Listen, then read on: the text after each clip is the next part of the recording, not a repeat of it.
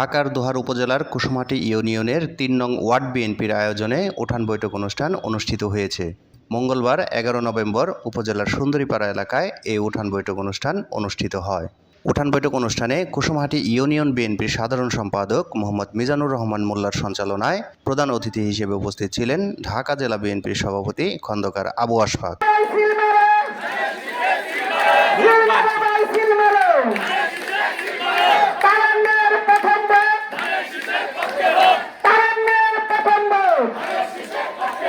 এ সময় আবু আশফাক বলেন, আগামী যে নির্বাচন আছে সেই নেতৃত্বে দেশনেত্রী বেগম খালেদা জিয়ার নেতৃত্বে আমাদের ভবিষ্যৎ প্রধানমন্ত্রী দেশের বিএনপির ভারপ্রাপ্ত চেয়ারম্যান জনাব তারেক রহমানের নেতৃত্বে ঢাকা ১ থেকে আমরা নির্বাচন করব। আমি ক্যান্ডিডেট হলো, আমি একা কিছু না, আমি আপনাদের সকলকে নিয়ে, আমরা সকলেই ক্যান্ডিডেট। আমরা নির্বাচন করবো বেগম খালেদা জিয়ার নেতৃত্বে জনাব তারেক রহমানের ইনশাআল্লাহ। আজকে আমাদের এই উপস্থিতি প্রমাণ করে যে আমরা বিপুল ভোটে জয় হব।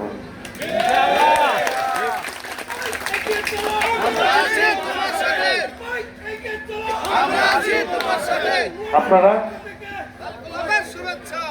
ধানের শীষ মানেই উন্নয়নের প্রতি, ধানের শীষ মানেই শহীদ রাষ্ট্রপতি জিয়া রহমানের প্রতি, দেশনেত্রী বেগম খালেদা জিয়ার প্রতি, আমাদের আগামী দিনের রাষ্ট্রনায়ক জনাব তারেক রহমানের প্রতি।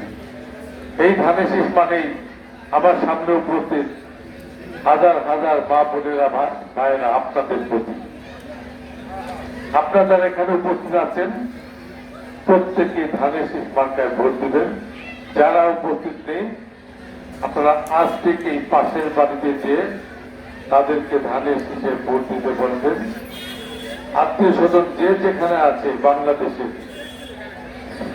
যে যেখান থেকে যারা বাংলাদেশের যেখানে হোক সেখানেই দেশনেত্রী বেগম খালেদা জিয়ার সালাম পৌঁছে দিবেন।